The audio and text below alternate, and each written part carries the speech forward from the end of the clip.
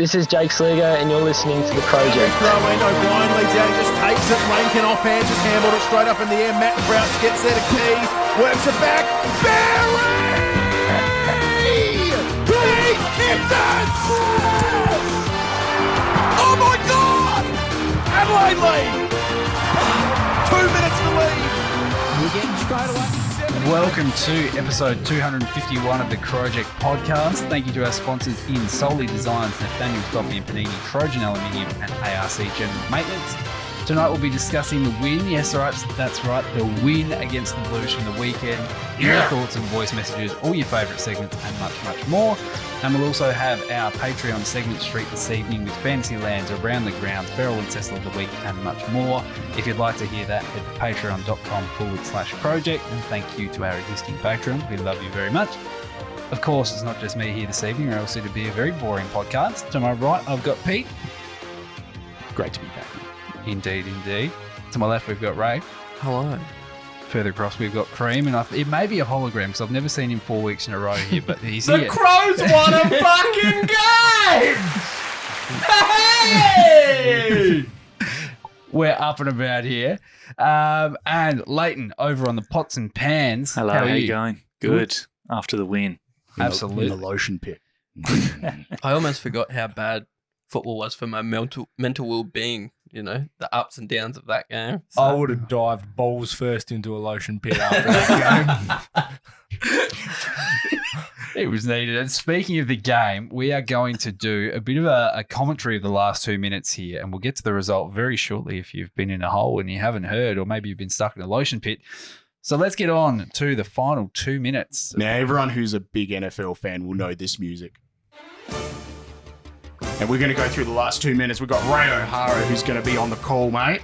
So Sam Walsh pumps it in long. Charlie Curno's dropped a foot. Mitch Owens escapes the Max Michaelani tackle. Runs into an open goal. There he goes. He's kicked the ground. Have a go, son. Chase Jones clears it to the wing.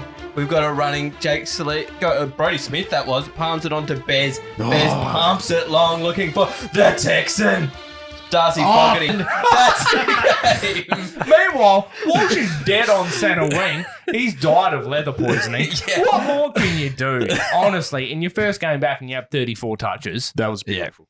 So something I didn't notice live at the time, Matt Crouch's sidestep before that handball to Dawson. Elite. How good was that? Now, Well, he's handballed the ball that much Cream, in shut his up. life. Let's get to the results. So the Crows won. Yeah. Hey! I think those commentators said that. Luckily, we watched the last 2 minutes live. Yeah. The Crows won 14-14-98 to the Crom 16-4-100. Yes. With goals to Walker with 4, Rankin with 4, Keays with 3, Rochelle with 2, Gollant, Dawson, Cook, and the match winner Berry all with 1. Commentary is surprisingly hard. It is. Very. Unlike goal kicking for us, because good kicking is good football. Correct. Yeah. Tick. And that's Yes. a first. And you look at Carlton. What did they end up kicking? 14. There you go. It's amazing how you can go from 8 goals 15 to 16 goals 4. Yeah. I like it though. Now, we do need to talk about so much, don't we, Benny Mac? It's going to be a big episode tonight. There's a plethora. Indeed, there is. So we'll kick it off with selections. And at the time, it was a bit how you going on Twitter and social media with the selection. So we had Hamilton Gollant coming in for Parnell, who was injured, and Burgess, who was omitted. What were our thoughts around the table? Nothing surprised me. Yeah. However, I think Ray summed it up beautifully in the... No. He's like, yeah, I fucking did. Yeah. In the preview pod. But tell us more, Ray. What'd you say, So, mate? I think my point was around everyone's calling for a debut, but we've got a list of, what's on the list, 40 players? 44? 44 players. We've got 6 players on our list that haven't debuted already. So are we, like, of those 6, 3 of them came in 5 months ago. Dan Curtin's our number 1 top pick. Yes, but he had an interrupted preseason. Can't chuck him just yet. The other guys have had interrupted years last year.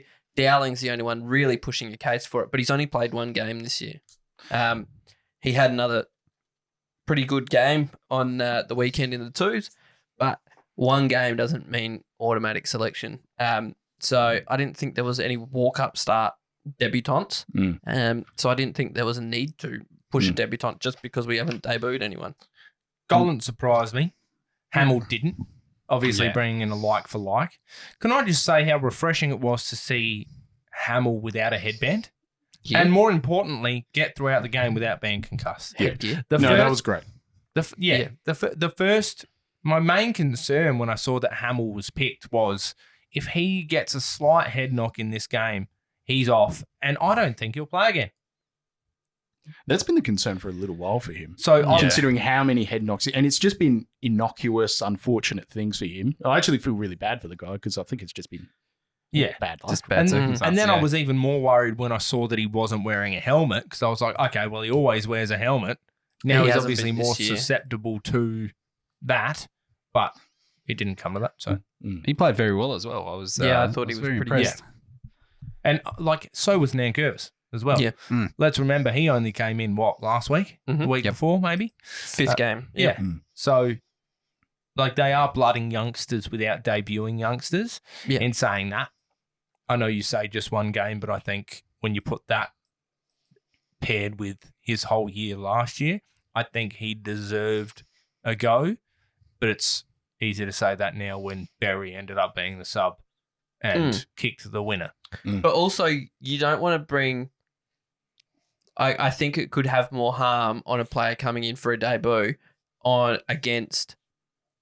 One, you either debut in the midfield against Cripps, Walsh, Kennedy, Newman, all these guys, Hewitt, and get, found out physically, or you come on as a sub and play 20 minutes, which you don't want to do either, or you have to play up forward and then you don't get 15 disposals and everyone's like, why is he in the team?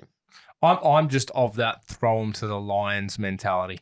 I think there's definitely a point to throw him to the Lions. Especially at Etihad, under a closed roof, where the game is very fast. The ball's pinging around left, right, and centre. It's not like the MCG with the wide open spaces and everything like that. They are generally high scoring games. They're more contested and it's more fast football, which would probably have helped him. But like I said, who cares? Yeah, I'm the biggest Dowling fan. I have been forever. I've been singing his praises forever, but I just think there's no need to rush someone in when you don't really need to. Our midfield's not really been the problem. Yeah. It's been connection and, just a bit of finishing. Now, we need to talk about who's impressed, don't we, Ben? Because there is one man that started on the field and he gets his own segment now. Cream, this is yours. Wake me up! Sully.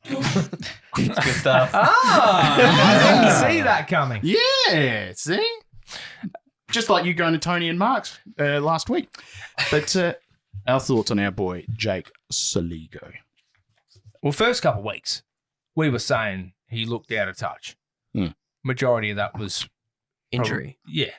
Interrupted end of the preseason. And he wasn't getting much opportunity in the middle. Yes, and that was the other part of it. Sub for the first game or second game? I'm trying to remember. First one on the Gold Coast, I think everyone just bangs on about it. And I don't want to say that we're all coaches and that we could all coach. But it's incredible how you make changes to a midfield and you get speed out of the midfield. Lord knows Ben will bring up his favourite stat at some point. It's coming. But the Cabers. I guess it was the perfect storm for that game. Like I said before, Eddie had under a closed roof, fast-moving footy. Yep. So how would there be a storm? The Crows, storm under the roof. Crows just decided, okay, we're going to move it forward with speed. And we look at like I mentioned before, you kick 16 goals, 4. Were they the same difficulty of shots as last week when we kicked 8 goals, 15? No, they weren't. Why was that? Because we were moving the ball so fast that you're putting your players in better positions to mark the ball on better angles to kick for goal. If there's one thing we learnt from the Ballarat trip last year, Vic Rhodes taught us, speed kills. Yeah. Fucking hell. Jeez, that's good from you, Ray. I like it. Anyway, back to Jake Saligo. 27 disposals. He had 3 tackles, 4 inside 50s, 6 clearances, and was one of the mainstays in the middle. We'll go to my favourite stat. We'll go to the ASX CBA. He had 22 centre bounce attendances, which was the most of ours by a couple. So he was in and around. He was running the ball out. He was electric in there and just got the ball moving, like Cream said. Just got the game going. He's so good. Yeah. It's that composure to sort of break a tackle and free up another player, even if you didn't get the ball. He sort of created space for players like Dawson and Rochelle to deliver inside 50. Well, that was the thing with Dawson, and we touched on it last week. Dawson hasn't been the same player this year as he was last year when the Crows were largely reliant on him. He got married. And, he's been spending more time up forward. Granted, he kicked a very important goal, but up until three-quarter time, he was largely non-influential. Look, I was attributing a lot of this to the fact that Rob lost his appendix and we hadn't won since that point. Or the fact my dog keeps Where's the tipping pen? Crows. I wish I had a show you what I mean. Teleprompter. But there was one point of the game that summed it up perfectly why Jordan Dawson's been down at the moment. And there was a little tweak that Rory Laird did, and we actually scored from it. So we were at a centre bounce.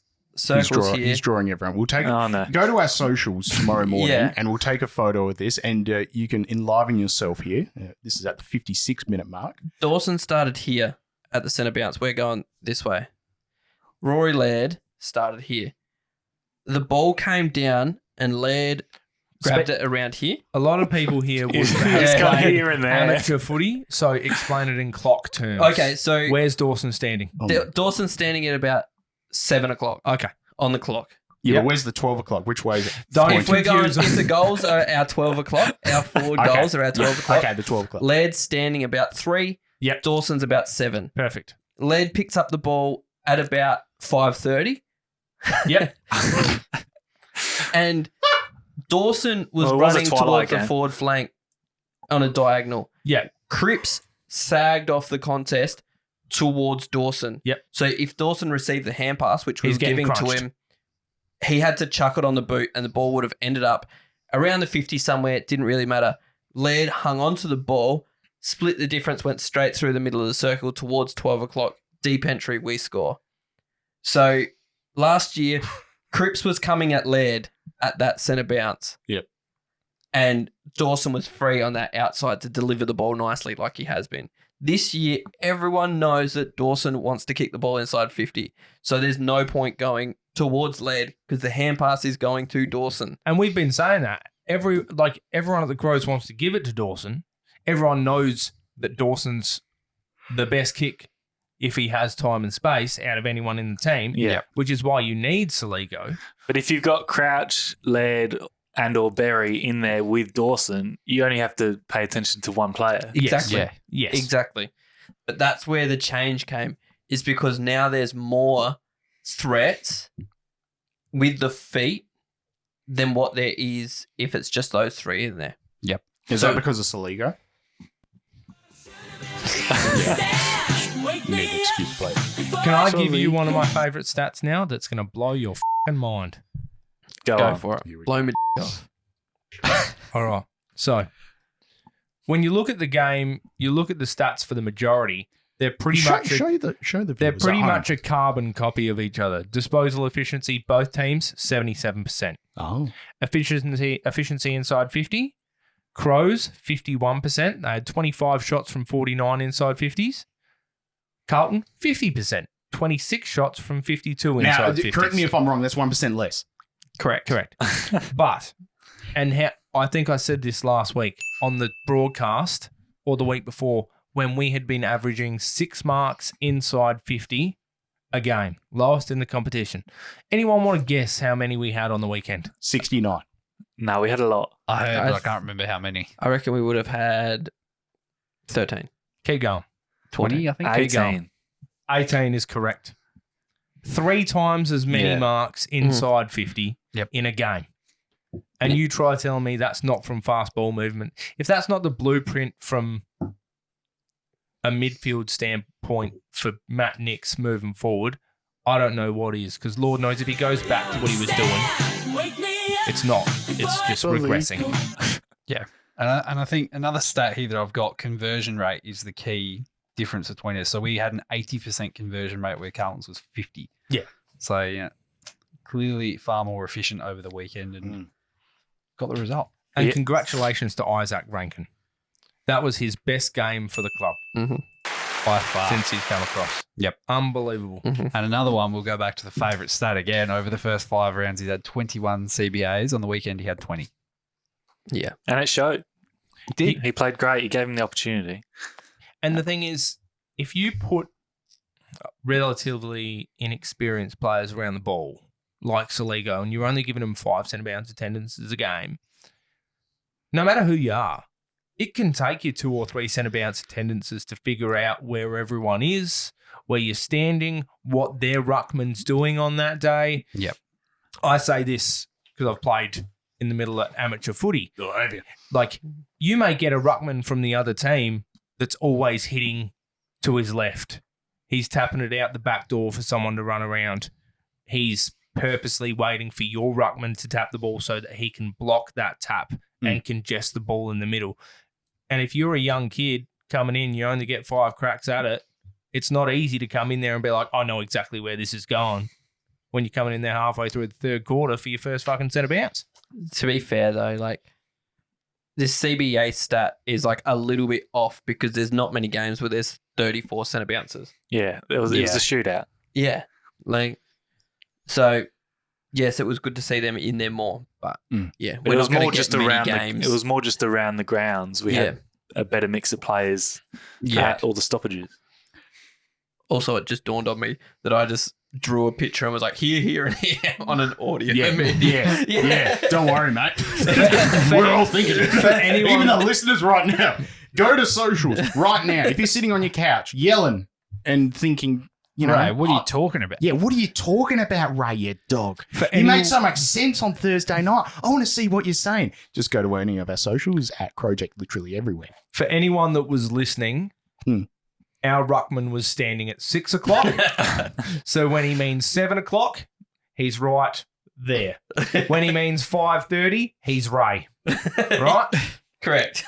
That's right. And for the audio listeners, head to YouTube if you want to see Kareem try and set out what he needs on the table. Now, we need to talk about Mark Keane as well. Oh, he was everywhere like peanut butter. Like, you put peanut butter anywhere. Like, mate, he's the Irish version of peanut butter. Yeah. Layton, your thoughts on his game? Oh, it was great, especially the mark on the siren, which Mike Lenny thought it was Leo Barry-like, which I think is a bit of a stretch, but I like the enthusiasm. No, it was fantastic, and he bled for our team as well. It was a blood rule. But at the same time, he had a phenomenal game as well. For someone that, you know, only just starting out. Yeah. Literally. Yeah. Props to Hamish Ogilvie and Justin Reid for bringing him back to AFL footy as well. Aren't some people on X at the moment eating their words about him too? Maybe a little bit. When they don't eat their words. I don't want to bring it down, but here we go. Brodie Smith, I thought he was good. Yeah. I've been a knocker of his this year, but he was decent. How did you find his game? It was okay. I've heard a lot of people bashing him because they just want to get Dan Curtin in. Had flashes. I think Dan Curtin's not going to replace Brodie Smith. I understand. He's not the same player. He's not a rebounding halfback flanker. But I'm not on the Brodie Smith hate at the moment, or the bashing, if you want to call it, because his role's changed. He's not the same player he was. He's not in the same position that he was. He's older and wiser. Yeah, so I thought he was pretty good. Yeah, like he had a lot of moments. He went at a 68% disposal efficiency for 19 touches, 7 contested possessions. His tap onto Berry up the wing, that second last play or third last play was really good. That's the thing that stands out to you. He had 5 score involvements, 4 marks, spent a high majority of the time on the ground. He was He was good. Can I just say, in regards to player hate as well, another one was a lot of people hating on Ned McHenry. Yeah, okay, he missed a goal that was a relative gimme. He was pretty poor, I've got to be honest. But at the same time, we know his role more as the sub. Yeah. Now, could we say that things may have changed? I don't know. But however, I don't know what his fit is in the team, but at the same time, if we're going to talk about puerile comments about players, like he's up there with it too. Yeah, 100%. I agree with the role in the team for him. We're not knowing where it is. But I think that's something to talk about in a pod where we lose. Because I want to keep the vibe up. No, I definitely want to keep the vibe up, but I think he's a little bit lost of like, again, he's a kid that came to us as a midfielder who's now trying to learn the craft of a small forward. And trying to fish at the same time. Yeah. Exactly. confusing. He's got shark tails to go. But you know what I mean? Like, you can get... Cyril Rioli is a natural small forward. Yes. Eddie Betts was a natural small forward. Ned McHenry come to us as a hard-running, gut-running midfielder. He doesn't have that, like, naturally doesn't have that small forward sense. Yeah. So he's trying to learn it. Yeah. Now, we talk about small forwards or forwards in general. And one forward who wasn't great for the club was Jason Porplesia. Now, Porplesia, unfortunately, had issues with his shoulders. Now, I'm taking a long road here, but we had one person who did have a little bit of an issue with his shoulder celebrating this game. We're going to talk about keeping the vibes up. Yeah. Oh, mate. Oh, mate. Bailey Pink. Benny Mac, tell us more. Well, you put it in our messenger chat shortly after and said, did I dislocate my shoulder as Berry kicked the goal? Maybe. And love this club. And we've got a photo of him, which... Can you draw it out for us, Ray? You can all see around the table here of him in the hospital bed to prove that it actually happened. If the hospital is at 12 o'clock, his car was at 6 heading there. Now, it's Bailey, seriously, mate, like, we need to reenact it, I think, at some point. But maybe not without the poppy shoulder. I played footy with him, and if this causes him to miss a month of footy, so help me God. No. The team's on cream shoulders. No, definitely not. I did my calf on the weekend, so it's over. Old man injury. Season's over. Now, I think it's to bring down the vibes just a little bit, but we have to talk about this gentleman right here. Bog. Now, Bog. Ray. Hear me out. Hear me out. This will take a bit. Oh, no. I think Fogg is competing well. Agree.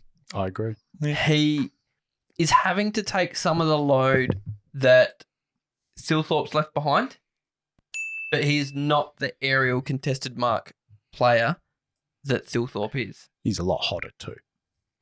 If Fogg needs to be the one around 60 to 40, do you know what I mean? Meters out from goal and running with opponents back towards goal rather than trying to stand underneath it and fight off. You seen what he did in that last 2 minutes. Tex competed and he just had a sense for it. He was strong enough to stand up in a tackle and get a good hand pass out. Yep. The times that we've seen him dominate, he's running through the middle with fast ball movement, banging big fatties from 60. He's just, do you know what I mean? Like, he's not a stand under the ball, Harry Mackay, take a big mark. He's not an athletic Charlie Curnow who's going to run around and kick goals from the boundary line. Then what is he? This is my issue with him. What is he? He's sub-material at the moment. I thought you wanted to keep the vibes up. Fuck's wrong with you? Hey, you said you wanted to keep him up, but you had to say this. End of the year, if he doesn't improve from here, I'm looking for offers for him. Oh. Look, it's... Like, if he's going to be this player that you say... If he's going to be this player that you say that he should be, I don't have... And I hope he proves me wrong, and I may be wrong. I don't think he has the fitness. You're often very wrong. Fitness has been an issue forever. I think in an ideal world, every one of the Crows would have wanted him to be like a Jordan De Goey, but just resting up forward like a taller version. Almost like a Rashudo type. Like, I as would well. love to see him at a centre bounce. Fuck, Yeah. I'd love to see him at 4 centre bounces a game. Just 4. Yeah. But how many years has he been in the system now? 2018 was his debut. 6. Yeah. So How many games has he played, Lleyton? Like, how long is it going to take before we realise what he is? Is he a He's victim? played 84 games Okay. since 2018. Like 84 games for a player, and you're still thinking, oh, I think he's this. Yeah. How Mine- much more upside has he got? Yeah. Yeah. Maybe this is not necessarily the best he's played on the weekend, but he's just a high impact player that needs to find the footy more. Part of me wants him to be like a Mark Rashudo in that number. Yeah. Just said that. Yeah. But, like, I don't think he's ever going to be that. Yeah. I He's not understand. Italian. I understand you're not saying he's not a key forward as well, and he's not going to stand on the footy. I also think he's not a victim, but he's come into a team where we've got probably the best forward the Crows have ever seen, and arguably a top 5 in our club's history forward in Tex. Most goals for the club. Tex. I thought you were talking about Himmelberg. Yep. And he's come in and been compared to him straight away. I've never compared him to Tex. Well, not you. No. I didn't say you, but people have compared, like, he needs to be the guy that takes over from Tex. Well, those people are But Whoa. you know what I mean? Whoa. Like, he's come in and had all this expectation on him, and he probably isn't what he's never really been thrown around much. He's just a small time ball. The one time he was thrown around, he was thrown down back in the 2s. I mean, what was the point of that experiment? I don't hate the get him around the ball, throw his weight around. I still put value into the Burgess effect. Okay. Give it time. Give it time. If Yeah. I'm an Serious. opposition player Mm. or an opposition team and the ball's in dispute and I know he's running through it, I know he's just going to try and run through everyone and stiff arm him. Yeah. Like, you just put 2 blokes on him to both try and grab him. If he pulls out, 2 don't argues. Oh, okay, he looks great. Doesn't matter. He's still hot. Anyway, But time for Laird of outside of Roses. that, Yeah. I don't know. All right. It's an interesting one. I want to get out of here before midnight. So, So, we need to talk about Rory Laird. I'll leave this to you. Now, there was some talk about, wait for it. There was some talk about the fact that Laird, when that goal went through from Berry, he didn't celebrate. He was melancholy. Maybe he pushed his aura onto Dawson, and Laird was just being a good desk, like like an IKEA desk. You know, just utilitarian. Isn't that right, Lleyton? Sure. Thank you. I just hate that take. Yeah. It was a lot. There was a lot of it, especially on the platform formerly known as Twitter. Yeah, there'll be a few barrel and Cecils regarding this later on, but Yeah. Just yeah, There are some all-timers that are coming for Beryl and Cecil of the week, which will be happening on Segment Street. If I had to have a guess, I would say he's just disappointed in himself that he didn't contribute half as much as he wanted to in the team. It was probably his poorest game for the year, so he's probably sitting on the bench being like, fuck, I haven't done enough. I haven't done much today. He was still sitting there and clapping when they won. It didn't mean that he was didn't clapping. love He was the probably didn't mean he didn't love the fact they kicked the gut. Hang on. Exactly. Lleyton, could you bring up disposal efficiency for Laird? Because I want to talk about the fact that there's been a lot of comments about both Matt Crouch and Rory Laird about saying, oh, they're good for 25, 30 ineffective disposals per game. Which, okay, it's not necessarily being an accumulator, but at the same time, that's a part of your role. You're there to basically dish it out, to try to get it out of the packs and everything else like that. You can call them ineffective if it's going to another player who then just bombs it forward and it ends up in a turnover. Yeah. And it's going to look bad when we're fucking losing. We fucking won. That's all that matters. It's probably like Laird was probably looking at the board, seeing when his next rotation was, seeing who he's coming on from, seeing, positional matchups. There would have been a million things going through his head. And the fact that there's still a minute and a half to go when that goal's kicked. Correct. He's only been on the field for, I think it was 65% of game time he had, so he's not had the chance to probably get into the game that much. Like, just overanalyzing for no real reason. He had 77% disposal efficiency. Okay, and he had 22 disposals from Yep. memory, so Correct. that puts him at 7-8. I think 17, he's just Stacey Grant. shocked that he's not been lent on so much because since he's moved into the midfield, he's been and He's a secondary desk. yeah, Yeah. he's It's like where you put, your bag, your keys, and other shit like that. You're not doing all your work on it. when we haven't been playing well, he's taken the brunt Absolutely. midfield Yeah. force. He's needed to get 40 touches because he's the only one there. Whereas Yeah. now he doesn't need to have that as big of an impact. And I think that's, like we said with the rotations of your Saligos, your Rankins, your Rochellis, and everyone going through the ball.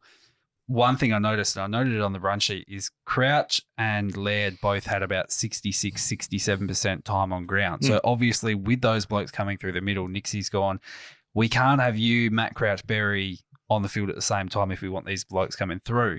I So like you're going to it. spend extended time on the pine. That probably has some sort of impact on a person who's used to having, Christopher 80, Pine. 90% Definitely. game time. But this week will be different because Crouch is out. He is Yeah, it's 1 week for his bump on.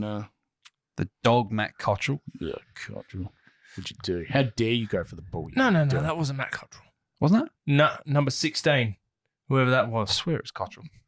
Nah, little bloke. Little fucking tacker. Sounds like Matt Carroll. Cottrell. Jack Carroll. Jack Carroll. Fuck. That's him. Little Jack Russell. It's a C. Started with a C, ends with Mel. Yeah. Yeah. He's All right. lucky as well. Yeah. I would have given him more if I'm the MRP. I'm not think- going I to don't lie. know. I'm surprised it wasn't 2 or 3. Yes. Yeah, same. Yeah. He was going in with a lot of force, which is what was a bad thing, but he had the right technique. And Yeah, he got did. to the. It was just a cannonball like. Yeah. Yeah. And if he got the ball first Yeah. and then sort of bumped him, it wouldn't have been an issue. He went sort of past the ball Yeah, into the body, then slightly. got the ball. So Yeah. it's yeah. But in the words The of all the borderline people on Twitter, he's just a club champion. Mm. And he should have been defended. Fucking oath. Anyway, All right, now I have a shout out to give. A Twitter user, speaking of Twitter, at Daycozian or Poltergeist, a Collingwood fan, Cream, one of your mates. Well, there you go. They're smart people. He put out a Wow. tweet on Saturday morning, which said, 2023, Sam Walsh returns to an undefeated Carlton side against Adelaide in round 5 for his first game of the season on the same date as well, by the way, so gather round last year. Carlton lose 8 of their next 9 games. 2024, Sam Walsh returns to an undefeated Carlton side against Adelaide in round 5 for his first game of the season on April 12th or whatever it was. Question mark, what happens? Basically, we play Carlton on that day in round 5 and they're undefeated. We don't lose. I think Adam Chera was a very big loss for them as well. Oh, big Just before the game. no, he gives a shit. The last time anyone beat Carlton by 2 points, they went on to win the premiership. Where have you pulled that from? Geelong in 2011. That was from Lleyton in the Lotion Pit, aka Sir Swamp Thing. Thank you, Lleyton. I don't It's a remember great doing that. The Lots of things happen in the Lotion Pit that you don't remember. the amount of times they And you reference never want to. the amount of times they reference the amount of close games that Carlton had won in yeah. a row. Oh god. Six in a row. We'd actually lost 6 in a row. Yeah. Which is, Yeah, we you know, needed that. For sure. Came down to the last 5 minutes and all the commentary team would say, Carlton just wanted it close, blah, blah, blah, close spare game me. specialist. Spare me, Dwayne, you fuck. Ugh. Pulled it out. Love to see it. Now, moving on to the Bungie medal for our best. At the moment, the leaderboard for the year sits with Matt Crouch at the top with a total of 6 votes. That may change very shortly and in the coming weeks. Max, Michelini, and Mark Keane sitting tie second with 4 votes, and Rankin and Saligo tied with 3 votes in the third position. So, Pete, we'll start with you over there. Who do you give your 3, 2, 1 to? Now, I did think about this while driving here. However, 1 point, so in third. Yep. Nankervis. Nank, like it. 2 to Rankin. Yep. And 3 to Saligo. Okay. Now, if I could pick one, I could pick them all. All right. I have gone with Rankin with the 3, Saligo with the 2, so I'll reverse you, and Tex with the 1. Nice. Ray, what do you So thoughts? I've gone a little bit different. I've gone 1, Rochelle, for just the sheer arrogance of shushing the crowd while we were still at goal down. That was so good. And the what's up, brother? Can I just say, someone asked you. What's with the Flappy Bird? No, okay. What's up, brother? Hang on. That's I don't know. So I'll that's show a you meme. after. I'll That's show a you after. meme. He's a fucking That's a meme. brilliant. However, I heard someone on 5AA ask. I think it was they were interviewing Josh Worrell or Max Michelini this afternoon on 5AA. And they said, "Oh, was that a tie-in with We Fly as One?" Oh, come Sketch. I'll show you It's after. not a joke. Brilliant. Not a joke. And I was like, That is such a forum-coded sort of statement Yeah, to correct. make. Jesus sorry. Christ. Number 2, I've gone Isaac Rankin. Thought he was outstanding. And then number 3, I know we said at the start of the year this is going to be for different stuff. But I think this player changed the game in the first quarter, and we were always going to win it from this. I've given 3 votes to Luke Nankervis because in the first quarter, he went back with the flight of the ball, stood in the hole against Harry Mackay, copped one, and then from that moment, we were like, okay, we're on here. He showed a bit for the team. He put his body on the line, so I'm giving him 3 votes. I feel like the housemates just won it. Like Basically, Nick Davis, Rochelle, and Saligo. Sorry, Cream. Easiest one all year. Rankin, Saligo, Keays. In what order? 3, 2, 1. Who gets a 3? 3 Rankin, 2 Saligo, 1 to Keays. You've copied mine. I've got the exact same. Beautiful. Great minds, mate. With honourable mention to Mitch Hinge. Yes, and honourable mention to Tex, obviously. Yeah, 4. yeah. But Oh, yeah. Oh, yeah. It's a close route. And through the honourable mention to Max because he just got that dog. He got that dog. He got that dog in him. He's a throbber. All right. So tonight, the 3 votes goes to Isaac Rankin, the 2 votes goes to Jake Saligo, and the 1 vote goes to Luke Nankervis. And I think the coaches' votes had 9 votes for Rankin as well. So Then Charlie Be Kerner good. got 1 as well, but that's Yeah, interesting. A couple of soft free kicks gets you coaches' votes nowadays, but that's all right. Anyway, moving on, we are going to listen to some of your voice messages. And of course, if you'd like to hear yourself on the pod, whether it be in the middle here or at the end, call us at any time, literally any time, 82465498. And as I said, if you don't hear yours now, go to the end of the pod. You will hear them after. We had quite a few. Everyone very hyped up about the win on the weekend. And when Ben says any time, I think we've got here one from fucking Wednesday. Yeah, any time. I'm talking any time. You want it 3 a.m. on Thursday morning? Give us a fucking call. If you want to query the way Ray interprets a clock face and clock positions, like if you're listening right now, just press pause, get out of your favourite app where you can listen to us, and just 82465498 or interstate. Oh wait, 82465498. We're gonna have people waking up at 6 a.m. being like, "It's 6:11. Ray, can you draw a photo of a clock if a ruckman tapped to me now?" Now, we had a whole bunch of messages, and we did listen to them in our pre-roll as well, patreon.com/Crowject, but we've got a plethora of them that we're getting to now. Yeah, got Andy in Perth.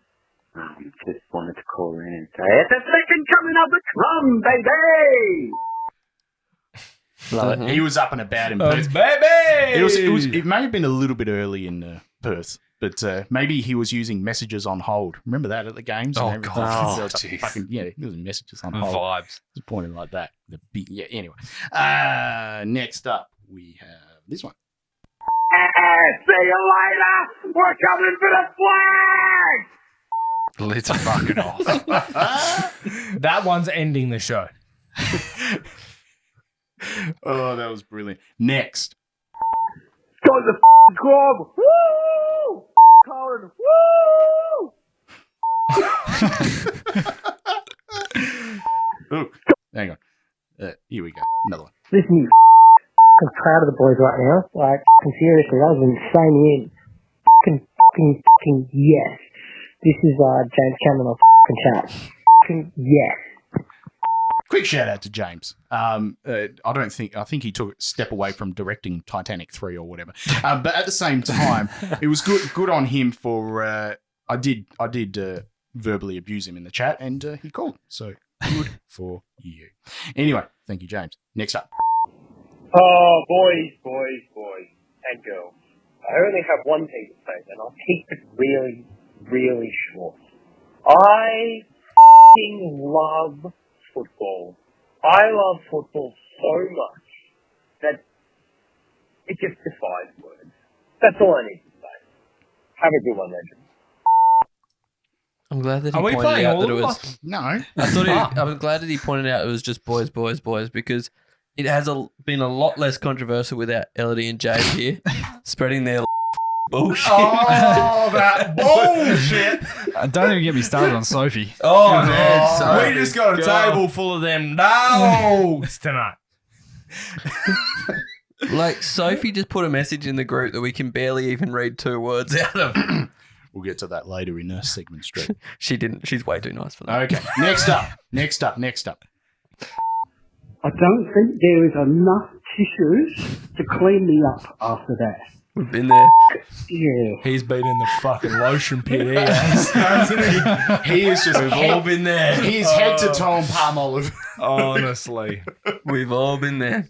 You know what? That guy's never going to get burnt again in his life. The SPF is just soaked through his skin. His skin is so soft, I'll tell you what. Supple. Last one. Just Cook here. Just cooked dinner. Oh, I don't even know how to feel after that win. It was so good. Rash was one of the best standouts of that game. Barry was amazing. Bloody super sub. Tex did well. They all just set up so many good goals. Even Bob was involved in a lot of the scores, even though he didn't get many himself, or any, if he got any. But it was so nice and satisfying to watch. The only thing that made me a bit worried is when we couldn't seem to put marks on the kicks on the chest and kicking people's ankles, but we got through it. It's every week, Jess. Come on. So the only thing to make this week better is if Fremantle polish off Port Adelaide and they don't win this weekend. That'd be great. Go Crom. What did she cook for dinner? Jess has got a very nice voice. She sounded very comforting. Then I was like, she sounds very nice. Except for the last bit where she said, hopefully Freo knock off Port. And we'll get to that in Around the Grounds on Singman Street. I want to know what you cooked for dinner. Send it in to us. One thing I want to say about the voice message is I miss Max from Melbourne. I know. It's been Unbelievable. Max, where are you? He's still celebrating. He's still celebrating. He's at the ground. Craig told him on the pod last week that he was going to give him free stuff, and he said, I don't want it. He actually works for a tissue company, and old mate from voicemail 6 bought it like he worked overtime. We've got an order for 80 pallets from West Lakes. Get him here right now. I'm down to sandpaper. 80 bread. It shows. Okay. Lady, it's chafing me. There's only so much a sock can take. Good thing they're 50% off at Coles. If you want to sponsor us, Coles, write into us. Now, let's get to some of the socials as well. You can hit us up after the game, practically any game, really, on all the socials. At Crowject, we had thoughts on Instagram stories, Twitter, X. Facebook. Yeah, X. I was going to say, I got Bloody the X. YouTube. Cream, over to the platform. Don't know formerly if known this as is the Twitter. right saying. Actually, I know it's not, but we'll get there. What the fuck does that say? So you've got Twitter, but you can't read it. Taylor at Arkalikistan. Yeah. A bloody good game. Still not firing on all rockets. Cylinders, but we'll go with the rockets. But that just makes me excited for what's to come. Build from this. Hats off to the young defenders, and once again, Saligo proving his improvement with every game. Great to hear the song. 16 goals for has my liver ruined. Great comment. Can I just say, sorry to interrupt, but Taylor has a pet sheep or goat that is called Crom. I love that. Yeah. How good. Yeah, get around it. Hope it's delicious soon. Next up, we got Nick Higgins at xnick291x. As soon as I woke up and put me shirt on that anyone reading can pick up at crowject.bigcartel.com, I knew it was going to be a good day for the boys. Hashtag go Crom. So how much did we pay him for that? I was going to say, thanks for the plug, Nick. Now, Nick, he's from England as well. Oh, so he's from Old Blighty. I love it. Yeah, apples and pears, in it.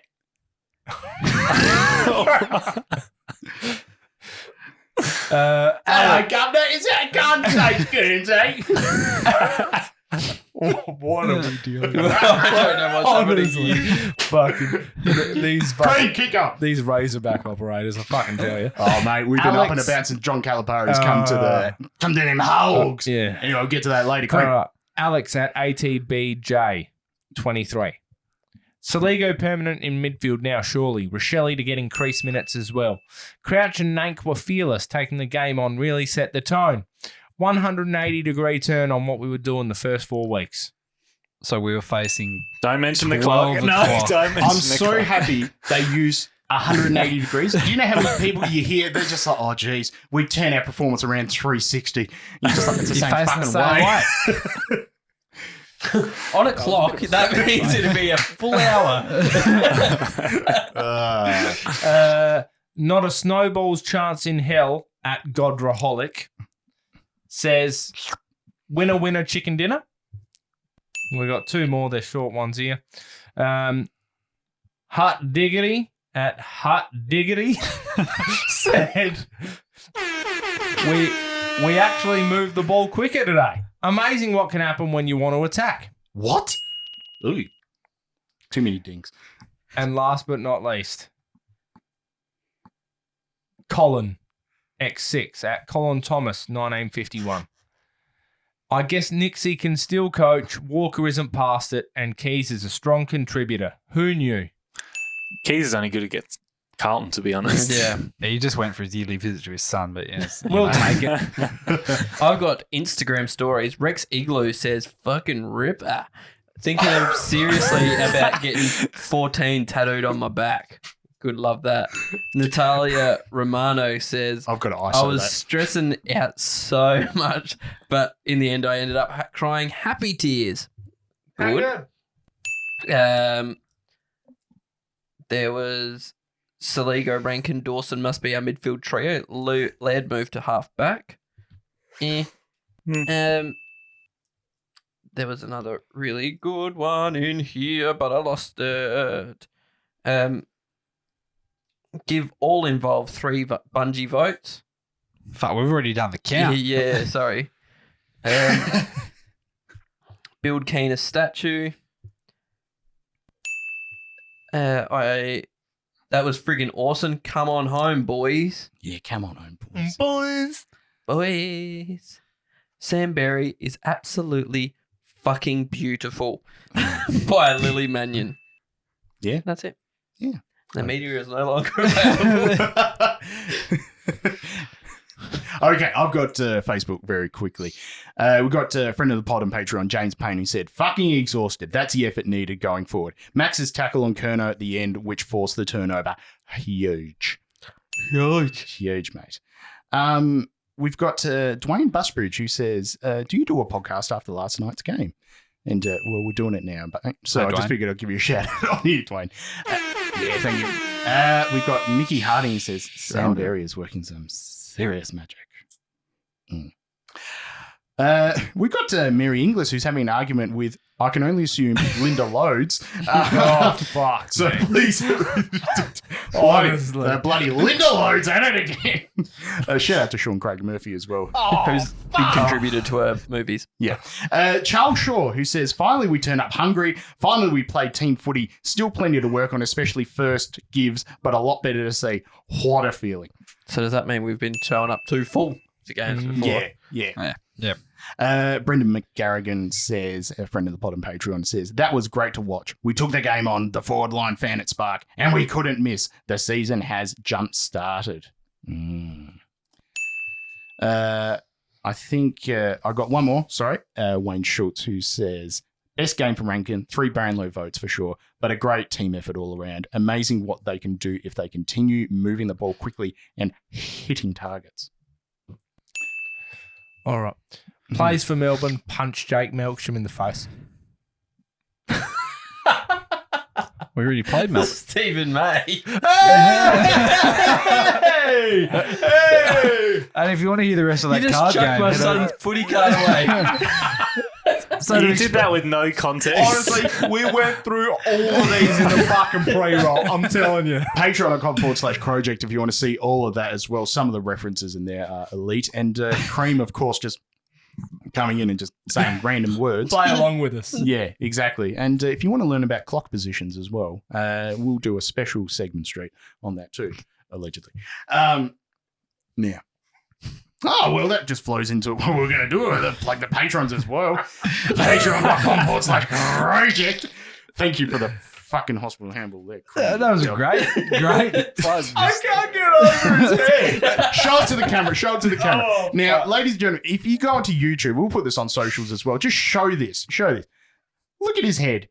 What a head. Seriously. No, it's that middle camera, you doofy. Officer Doofy. Yeah.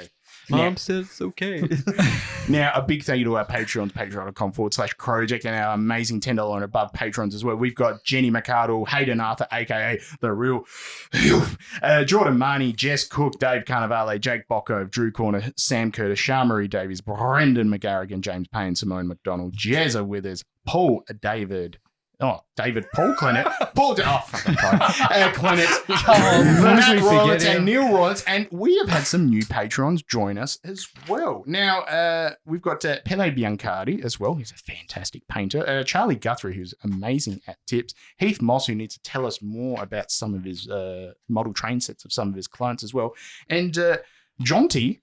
Don't know much about Jonty, but thank you for joining us, mate. And also Andrew Patton and, of course, Alexandra Barnett as well. So thank you for joining us, everyone. And honestly, the chat has been hashtag amazing.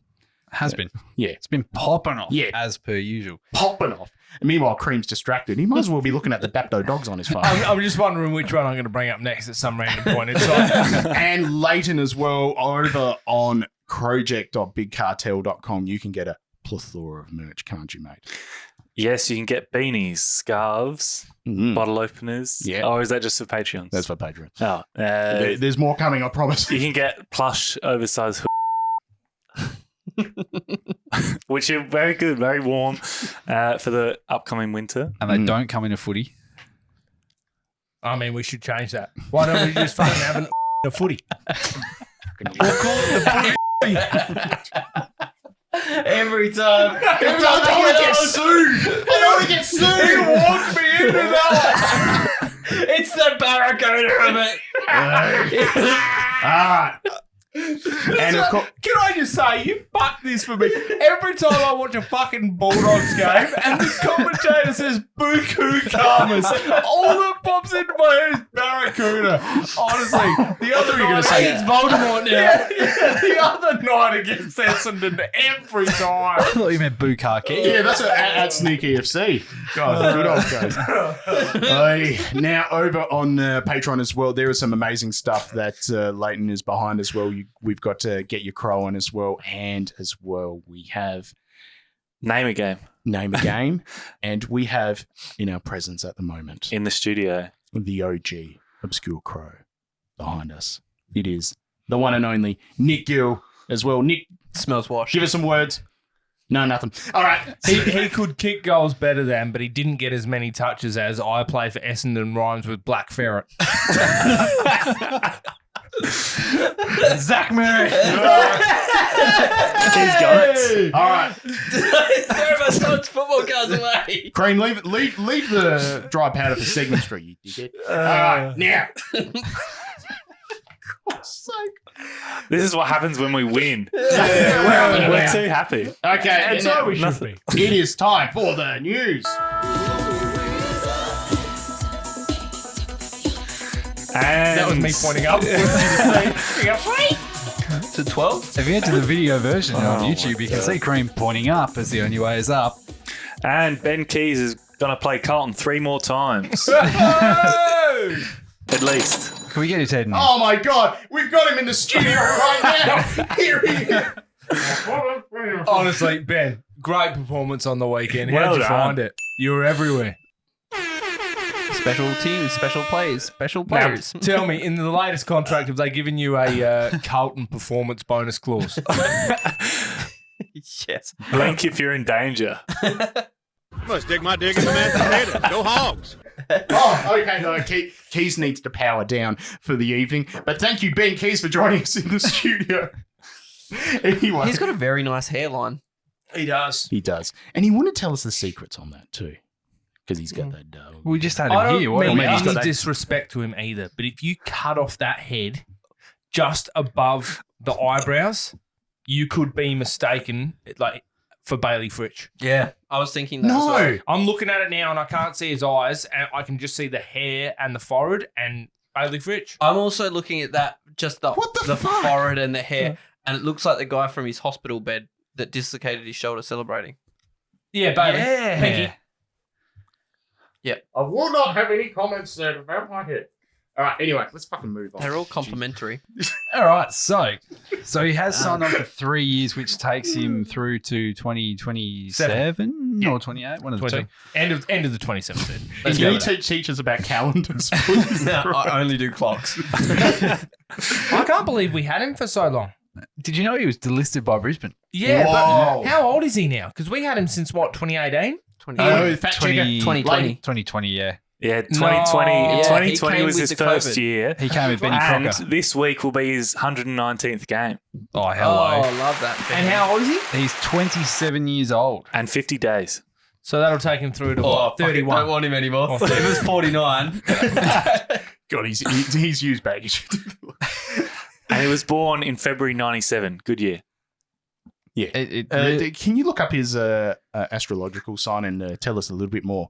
really trips me out that I'm only 1 year younger than him. Oh. And I look at him like, wow. See, I've got what a memories cool from guy. the year you were born. Yeah. This is Like, like, not of you, but like... this is like I said Correct. last week. No, did he? I see all these old players running around at 30 years old out there, and they do something for my multi, and I'm like, good boy. I'm Yeah. calling them boys. And you're older. I'm 3 years older. You need some prune juice, man.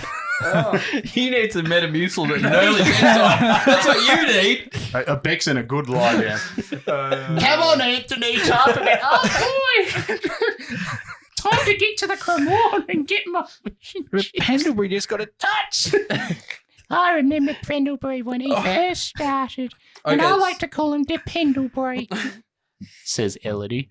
Other than Keays' 3 years and Crouch getting a suspension, which we spoke about, Can we bit of a slow news week because Filthy's bought a guitar. That's great news. No, that was a big one. I did put this on the run sheet, but it didn't print properly. Now, so just before give you me get one to moment. that, Harry Schoenberg apparently graduated something. He graduated the injured club.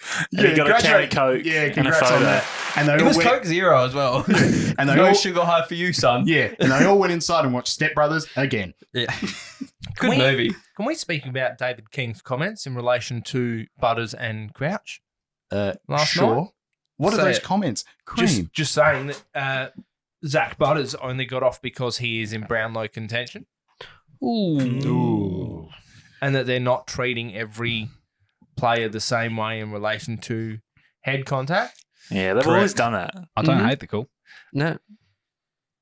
I see why he didn't get off. I see why he got off, and I see why Matt You rub Crouch it hard didn't enough, get anyone off. can. Yeah, bloody hell. It's only a matter of time. You jump in the lotion pit twice as fast. And he's using butter too. Yeah. As well. It's easier with butter than while you're crouching. Yes.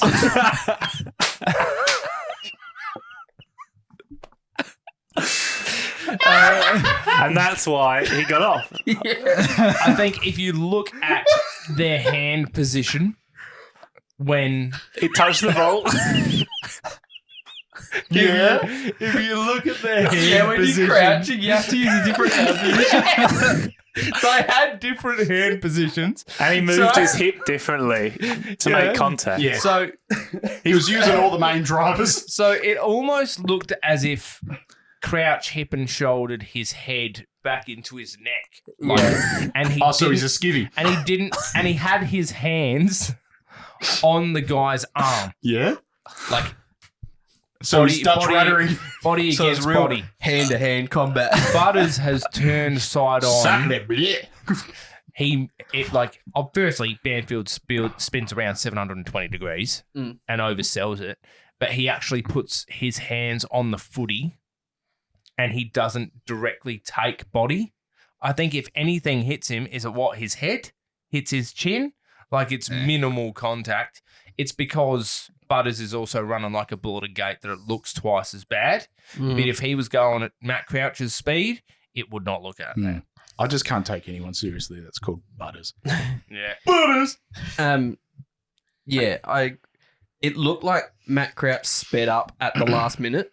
Yeah. Because he sort of come out of shot, like from out of shot to in shot really quickly. So, all right. So what have we learned? Filthy got a guitar. On Crow's Chat last week, which is the Triple M radio show with Ebony Marinoff and Tomo, who I'm assuming is the former Loz and Tomo Loz now. Yeah. Okay. He is. Yep.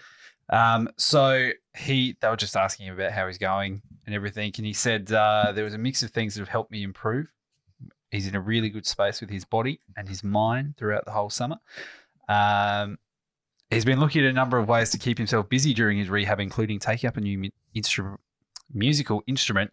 He said, I bought a guitar a few months ago, so I've been trying to learn that and catch ranks. What is it? Acoustic, bass, electric? I don't know. The fucker probably learned Wonderwall to begin with. Yeah. We'll have to find out. But he said, it's for me, it's just been trying to keep myself busy as I can through this period. The guitar has been a good challenge while I've tried to catch up with as many friends and family as possible as well.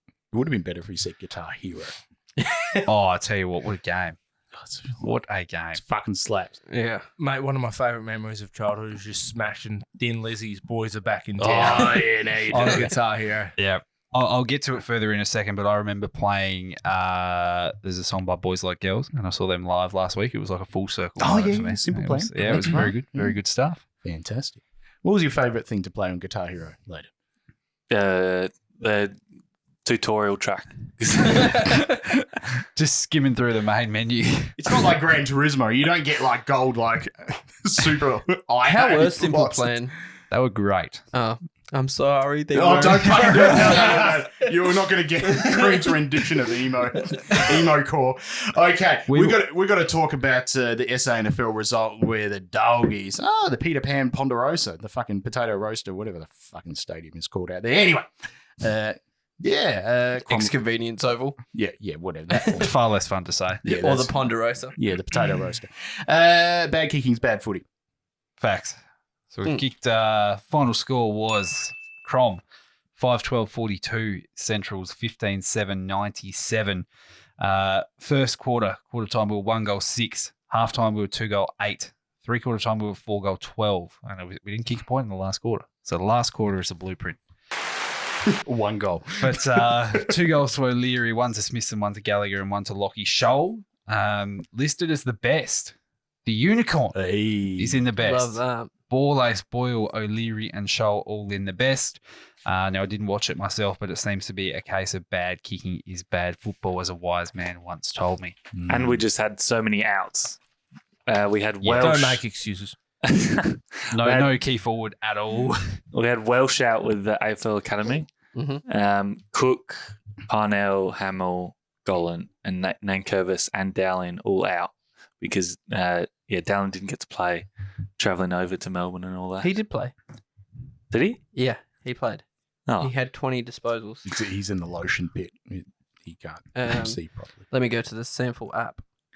Oh, we need to pad a bit of time here if you Here we go. All right, no. here got the coal-powered servers. Lost the plot. My Wi-Fi's not working. Can you go to the Lotion Pit sample website and look at That's a different website altogether. All right. Oh, I was going to give you the notes on Welsh from the weekend's game against go on. Coburg in the Do it. VFL. Okay, go. Cream. Okay, so it was down at Icon Park, home of Carlton. Spelt with a K. Yep, played Coburg. Coburg won by 26 points, 15 goals 10 to 100 to 10 goals 14. I mean, we don't really care about the Adelaide boys that did play in terms Blah, blah, of, blah. Get like, the fucking the Camporelli twins played. Boring. They're both going to Carlton, let's be honest. They've got a write-up of every single player here, so where is it? Well, can you get to the one that's... What number was he wearing? Not sure. I know he kicked the Here goal. he is, Tyler Welsh, number 40. Welsh has good memories of Icon Park and provided a strong presence up forward. His full-chested, bustling leads up the ground, and we love that word, fucking bustling. Big, bad, bustling. began to come off after quarter time as teammates They came rewarded off. his efforts. Oh, no. He threw his weight around defensively, and that got him into the contest, going on to demand possession and marking strongly overhead. The Adelaide father-son prospect bagged a goal in the third quarter with a sweetly struck set shot. Was this written by AI? Was this very verbose? That's on a website. It's called Chat GPT. No, it's like Aussie Rules Rookie Central or something. AFL, yeah. If you type Aussie in, Rules Rookie Central. If you type in AFL Draft Central, that'll Alta Vista. That'll come up. .net. And Good yeah, time. they're pretty good. Cool. What's next? Also, GWS, Mark of the Year last year. Yeah, shut up. Next game. Harry Himmelberg. No. You fuck. Stop throwing them away, Kareem. Next game, we play Essendon at Adelaide Oval Friday night. It's going to be bustling. We got our messages asking us to get the half-price canapes options in the Western Stand. I'll tell you what, maybe I'll go for that now. Now that we've won a game. Yeah, it's only what, 175. Hey, if the club's listening and you want to throw a couple of free tickets to a couple of nice supporters, think of someone Hungry. else. I'm not going to Tassie though. Is Peter Wright back this week? He's all right. No, he misses this week. Okay. 2 metre. We're going to be hopefully having the sash. That sounds like you can get off quickly. Peter. Anyway, we're going to have the Sash Pod guys hopefully joining us as a preview for the Essendon. Donna Sash, good boys. Yeah, good boys. And they're a part of the Horde They are. network. The Essendon Edge. Yeah. The Essendon contingent. We won't talk about edging too much. Now, we're going to get to who wins and how much. And what stat do we want to go for tonight, Benny May? CBAs. Most contested possessions on the ground. Okay. That's better. Okay. Done. Lleyton. Now, before we get into the predictions, I just want to go through how we've got a shocking record against Essendon. Thanks for bringing it up. Just to influence. Honestly, who invited Pots and Pans lotion board? The pots and pans just slipping out of his hands. He's just like the dove. The dove doesn't help me to grip. I was looking into it today and I was surprised that we've lost the last 6 games against Essendon. Really? Jesus. That's right. Last year. I was going to say, Eddie, we've played a couple games of them against my birthday the year before. It's Kicked our goals, another about birthday. 6 goals. And then I was. The year before I had a birthday as well. And then there was my day of birth when I was born. And then there was that day that I escaped my mother's. Lleyton. Can you please pop your head in front of the camera, Lleyton? No. So people can see you? Hey, there he is. Hey. All right, back to the pit. So we've, lost the last 6, which is our second worst current losing streak behind Collingwood, which is 8. We haven't won since round 21, 2017. And the only players from that game that are playing this week are Tex, Smith and Laird. Yep. The rest are gone. And we've played Essendon on a Friday night 13 times with a record of 4 wins, 9 losses. Oh, Jesus Christ. What about at Adelaide Oval, though? It's still not good. No.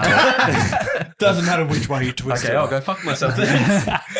Well, right, Lleyton, you might as well go first then. What's going to happen? Yeah, I was going to say. I reckon we'll win. By how much? 7 points. And the most contested possessions on the ground we'll go to?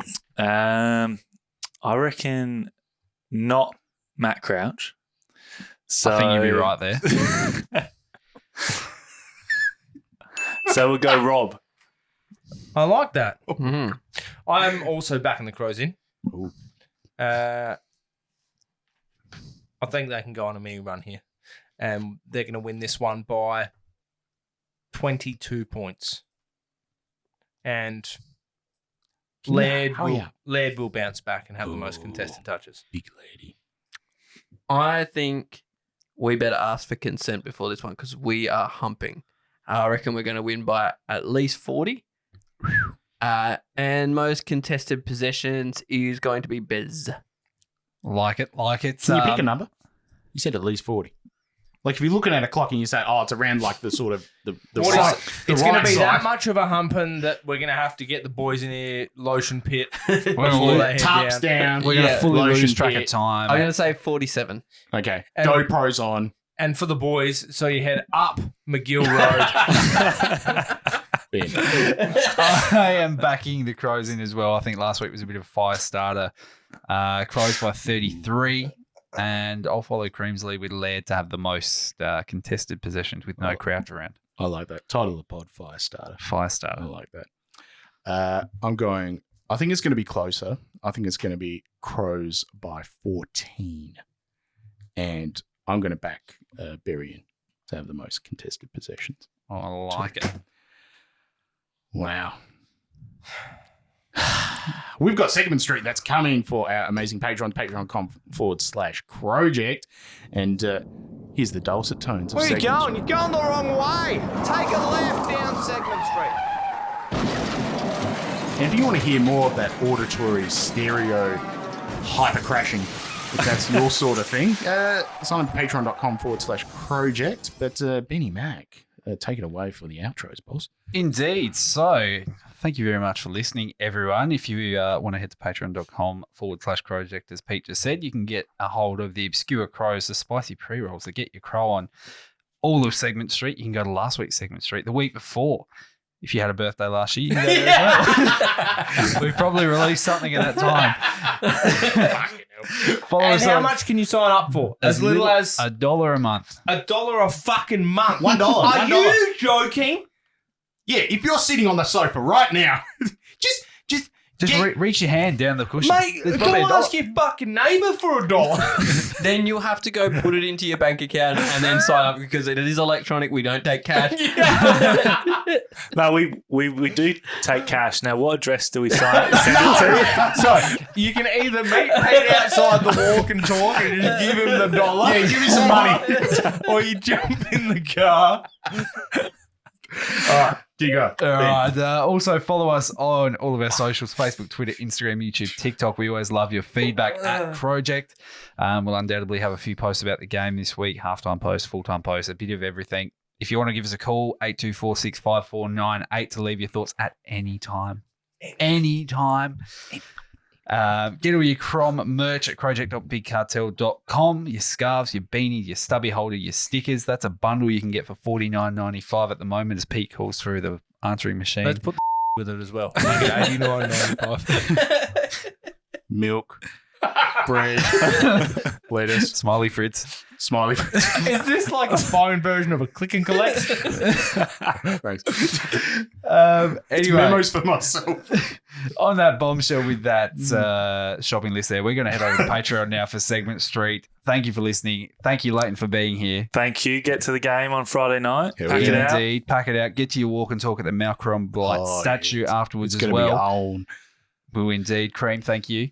No worries. Get to the game and get to Patreon to put your $1 a month in. Why wouldn't you want to fucking listen to it? I'll have my hat out at the walk and talk and just ask people for coins. With vibes like this, if the Crows keep winning, fuck me, you'll be entertained. Yeah. It doesn't get much better than this. I think when we lose, our shit's pretty entertaining as well. Just We need something to fucking put the misery to the So, side. yeah, if you want to keep the vibes up after we lose, then head to Patreon. Ray, thank you. No, thank you. And Pete, thank you. No, it's been a pleasure. Indeed, it has. My name is Ben. Thank you for listening, and go Crom. Go Crom. 2 in a row, baby!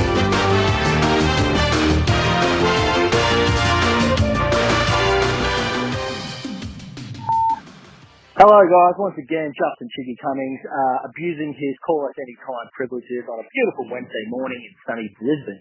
Now, I know we're doom and gloom right now, 0-4, not the greatest start in the world, but if you're human, I want to present us with a solution. We're going to beat Carlton this week. Flaggers are not flaggers, they're pretenders. We're going to get them. I can feel it in my balls. Anyway, we're going to beat them, and then our confidence is going to be up, and we're going to break the Essendon hoodoo. And then we're going to also go down to Hobart and break that hoodoo because our confidence will be up. And we're going to be 3-4 heading into the showdown. And we're going to roll for it because they're going to be on the downfall. They'll beat Freo this week, but then they're going to lose to the Pies, they're going to lose to the Saints, and then they're going to lose to us. We'll let our tails up. They'll have their tails between our legs. Fuck them. In the next 2 rounds, we got Brisbane and Collingwood. Now, we can win one of those. All of a sudden, we're 5-5, heading into Eagles, Hawthorn, and who's the other team? If I just quickly keep scrolling. Richmond. We'll beat Richmond. All of a sudden, 8-5 isn't looking too bad heading into Sydney. Even if we're 8-6 or 9-5, we're back in the mix. All is not lost, Crowject fans. Love you all. Take care. Yeah, Andy in Perth. Just wanted to call in and say, it's a second coming of the Crum, baby! See you later! We're coming for the flag! Hey everyone, it's Peter, the guy who started all of this.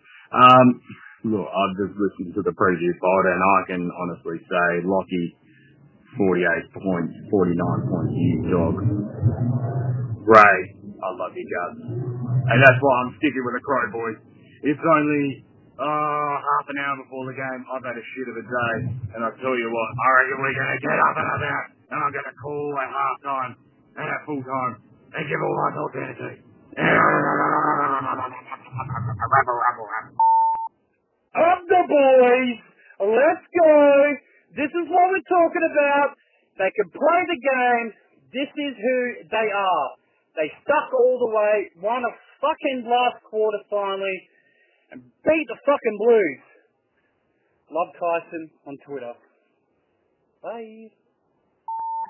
Go to the fucking club! Woo! Fuck Carlton! Woo! Listen, you fuck. Fucking proud of the boys right now. Like, fucking seriously, that was an insane win. Fucking yes. This is James Cameron off the fucking chat. Fucking yes. Oh, boys, and girls. I only have one thing to say, and I'll keep it really, really short. I fucking love football. I love football so much that it just defies words. That's all I need to say. Have a good one, legend. I don't think there is enough tissues to clean me up after that. Fuck yeah. All I can say is that there is a lot of spider webs everywhere. It's like the backseat of Cream's car. Like, there is just like an absolute plethora of the big cummy energy after this.